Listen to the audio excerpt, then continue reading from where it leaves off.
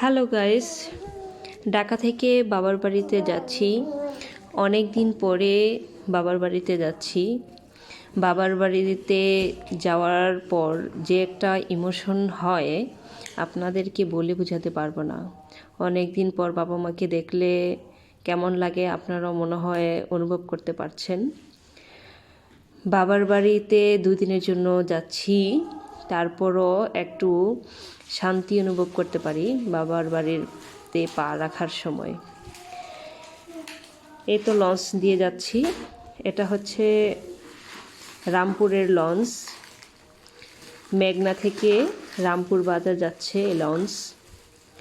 রামপুর বাজারের ঐতিহ্যবাহী লঞ্চ ঘাট মেঘনা থেকে রামপুর বাজার।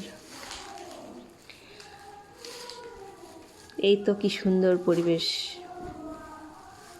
আপনাদের কাছে কেমন লাগে একটু কমেন্টে বলবেন।